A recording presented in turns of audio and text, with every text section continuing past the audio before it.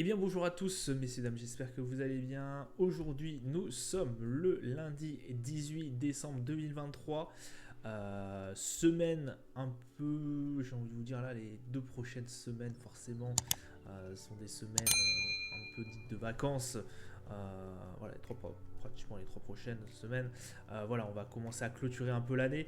Donc c'est pour ça qu'il va y avoir toujours les reviews. Mais il y aura pas mal de jours fériés, voilà, ça va pas forcément énormément bouger, quoique on ne sait pas. Mais en tout cas, aujourd'hui, pas grand chose à dire. On a eu un CAC 40 qui a clôturé en légère baisse à moins 0,37%. On n'arrive toujours pas à reprendre les 7600 et aller juste au-dessus, ou en tout cas clôturer au niveau des 7600. On a 7568 exactement, l'Eurostox qui fait un moins 0,62 aussi dans le rouge, 4521 points. Le DAX, moins 0,60, on est à 16 650 points. Le FTSE 100, plus 0,50%, on est à 7 614. Le Dow Jones qui, pour l'instant, n'a pas clôturé. On est allez, une bonne heure et demie avant la clôture de Wall Street. On a un Dow Jones qui, là, vient tout juste de passer dans le rouge, moins 0,02%, on est à 37 296. Le Nasdaq, plus 0,70, on est à 14 917. Le Nikkei 225, moins 0,64, on est à 32 758. Le pétrole Brent qui remonte, actualité pétrole, on verra ça par la suite dans cette review, 78,11$, on est à plus 1,51 sur la séance. 11 d'or, 2027,39$, on reste toujours au-dessus des 2020$. L'euro USD à 1,092, le Bitcoin 41 661, on redescend. Bitcoin qui est aussi secoué avec cette histoire de Ledger. Voilà, je vous invite à faire des recherches, mais voilà, il se passe pas mal de choses au niveau des cryptos avec ce run, mais aussi cette petite activité, enfin cette petite actu Ledger où on a eu un piratage. Alors un piratage c'est un bien grand mot, mais en tout cas je vous laisserai checker si vous êtes très intéressé par l'actu voilà, crypto, et là je n'ai plus le temps de le faire. En tout cas, au niveau du palmarès du SRD, Valourec prend plus 3,62, EuroAPI plus 3,23, Vetokinol plus 3,14 au niveau des plus fortes baisses. On a Fnac qui perd moins 4,69, OVH qui perd moins 4,79 et Atos moins 10,41. Alors, que s'est-il passé aujourd'hui? Déjà, dans un premier temps, le pétrole a repris un peu, voilà, a repris un peu au niveau des tarifs. Effectivement, il y a plusieurs groupes pétroliers, dont notre célèbre CMA, CGM, alors pétroliers, mais aussi transporteurs et autres, qui se font attaquer. Et du coup, ils sont obligés de suspendre voilà, leur voyage maritime par certaines routes, et du coup forcément ça met plus de délai pour acheminer le pétrole, forcément voilà, c'est un engrenage, les prix remontent. On espère que bientôt voilà, ce souci voilà, de problème au niveau, alors entre parenthèses, de la piraterie, puisqu'on n'est pas vraiment sûr que ce soit des pirates, apparemment ça serait plutôt issu d'un autre groupe. Donc ouais, c'est assez compliqué. On a effectivement BP qui a annoncé ça aussi. Voilà, c'est en mer rouge, ça pète un peu. C'est les rebelles, alors c'est les rebelles Houthis, pardon, qui ont été effectivement assez, ils sont en tout cas à l'origine de ces attaques apparemment. Qu'est-ce qu'on a vu d'autre aujourd'hui? Écoutez, ça a été quand même un lundi, donc lundi c'est normalement assez calme. On a eu aussi du côté des valeurs, du coup le géant japonais de l'acier qui met à la main sur US Steel. Donc c'est voilà pourquoi aussi ArcelorMittal a pris plus de 5%. Effectivement, Nippon Steel du coup a racheté pour 14,9 milliards de dollars, avec les dettes compris, l'US Steel. Donc du coup, voilà, ça fait bouger un peu ce niveau. C'est pour ça qu'aussi ArcelorMittal prend plus de 5%. Voilà, c'est dans le même secteur, hein, donc voilà. C'est un peu ce qui nous a turlupiné. On a eu quand même aussi l'enquête des climats IFO, si je ne dis pas de bêtises, aujourd'hui. Voilà, le calendrier d'annonce économique. On a eu vraiment une petite surprise au niveau du climat d'affaires IFO, puisqu'effectivement il est en baisse alors qu'on avait justement prévu une hausse, et que la valeur précédente était effectivement une Enfin, en tout cas, elle était à 87.2. Là, on redescend à 86.4. Donc, écoutez, ça a un peu alerté. Je vous avoue qu'on n'était pas prêt forcément à ce genre d'annonce, surtout dans les temps qui courent. Voilà, on est souvent dans des mois qui sont assez bons globalement dans l'économie. Alors après, on sait que le mois de décembre n'est pas aussi bon que le mois de novembre. Ça reste un mois normal pour le mois de décembre.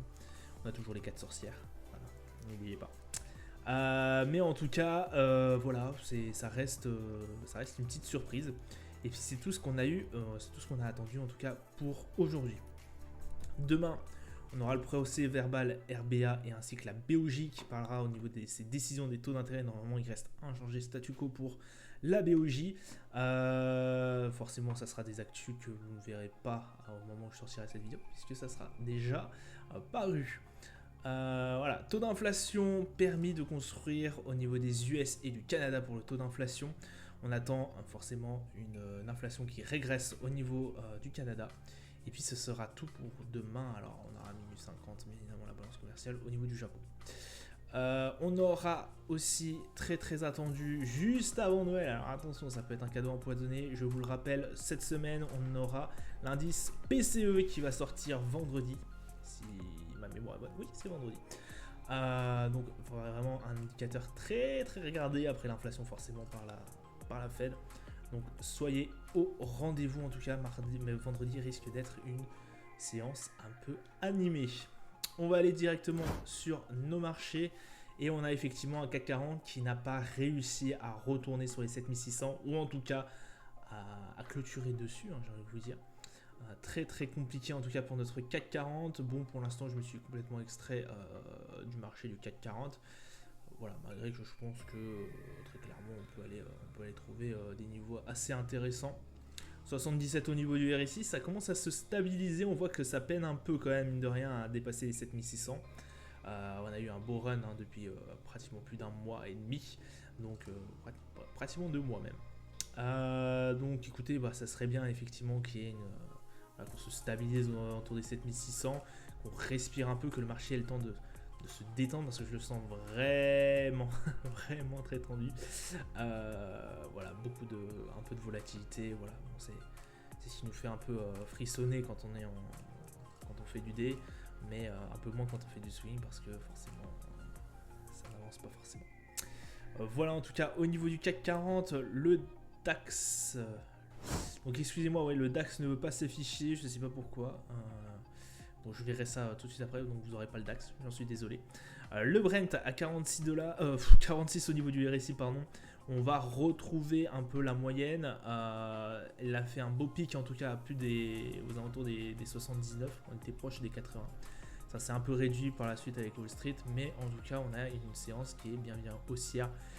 Cela, soit dit en passant, je pense qu'on toucherait bientôt les 80 $. Voilà, si vous avez une petite pièce à jouer, potentiellement aller faire un trade à 80 $ n'est pas non plus déconnant. Voilà, en tout cas pour le Brent, le 11 d'or qui reste aux alentours des 2026 $. J'aurais vraiment tendance à le passer en baisse lui aussi. Pour le 11 d'or, ça peut être aussi une opportunité. Voilà, essayer de toucher les 2000 $. Pétant, c'est bien possible. On a un RSI qui retourne aux alentours des 55. Enfin, vraiment, on était très proche de la moyenne. Possiblement, alors je dis les 2000 $ parce qu'effectivement, ça peut être une zone. En tout cas, c'est une zone vraiment psychologique, que ce soit en termes de résistance ou ça a été là en tout cas pour cette fois-ci une zone de support, puisqu'effectivement on est resté que très peu de temps, à peine 1 jour, 2 jours, allez, là, maximum en dessous de cette zone. Si on peut mettre la clôture, bien évidemment. On est très vite remonté. Ici, on a vu que ça a été un cap vraiment très compliqué. La zone des 2000 $, on voit que c'est très suivi.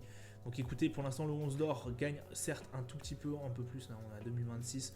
Voilà, ça peut basculer à tout moment. Donc, on verra ça pour la suite, mais peut-être le 11 d'or, je le passerai en baisse en tout cas sur du swing.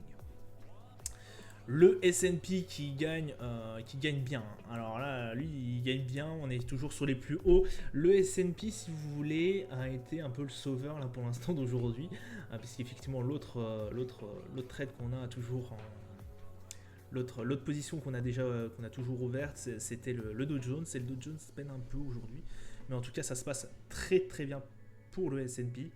On a 81 au niveau du RSI, le MACD forcément belle tendance haussière. Voilà, on va essayer d'aller chercher les 4700, les 4800 exactement. Trade qui est largement possible de faire. Voilà, ça se passe plutôt bien. Écoutez, pour l'instant, le S&P en très très bonne forme. À voir si on arrivera peut-être à atteindre les 7800. Pardon. Le Nasdaq qui lui aussi est en très bonne forme. Alors, j'ai vraiment le seul indice, le Dow Jones qui n'avance pas du tout. On est à 16 760. On a vraiment envie du côté des indices américains d'aller vraiment toucher les plus hauts, les sommets, de casser les niveaux historiques. C'est une très bonne chose. Après, voilà, attention, au mois de janvier, ça peut être, on peut se prendre une violente claque. Pour l'instant, les investisseurs sont toujours là, malgré le fait qu'on n'a pas eu non plus énormément d'échanges. On a quand même eu des échanges pour ce lundi, mais ça n'a pas été, en termes de volume, n'a pas été énorme sur le Nasdaq. Bon, on est à 77 au niveau du RSI, ça reste très très très confortable pour de l'achat. Mais attention, c'est un marché qui a eu lui aussi une explosion incroyable depuis fin octobre, début novembre. On a eu une stabilisation au niveau des 15 850 où on a un peu, voilà, on s'est baladé un peu sur cette ligne et puis il y a 1-2 semaines on a réussi à avoir voilà, un bon élan, notamment grâce à l'inflation. On a eu des décisions de la Fed, voilà, qui ont fait que forcément ça a bien pump au niveau du Nasdaq. Très très bien, vous me direz, très très bien. Et puis là, on n'a pas la même configuration, si vous voulez. C'est pour ça que là, en ce moment, je switch un peu. Je vais plutôt sur les marchés américains. Par exemple, sur le Nasdaq, on a eu la respiration. On a eu vraiment un moment de latence, si vous voulez, où ça a pas beaucoup bougé, où on est resté voilà, quasiment plus de 10 jours. En tout cas, à zoner aux alentours des 15 850 en attendant l'inflation qui nous a permis de pump et aller retrouver les 16 500. Là, possiblement, oui, ça peut être intéressant d'aller chercher un ordre d'achat. Alors attention quand même, parce que là, on est vraiment sur les plus hauts historiques et on va clôturer sur un plus haut historique. Donc écoutez, pour l'instant, ça se passe très très bien pour le Nasdaq. Pour le Dow Jones, on cale un peu, on voit qu'on a du mal. Alors voilà, à 37 334 exactement. Le RSI à 85, donc ça reste quand même un gros RSI. Juste, on n'a pas eu autant... si vous voulez, on n'a pas eu la même configuration que le Nasdaq, on n'a pas eu ce moment de stabilisation aux alentours d'il y a quelques semaines. Alors vous me direz, oui, il y a eu 3 séances ici, je trouve que c'est bien trop peu pour, si vous voulez, voilà, ce genre de graphique. Oui, d'accord, il y a de la stabilisation ici. Là, on a eu pratiquement un run 100% hausse tous les jours.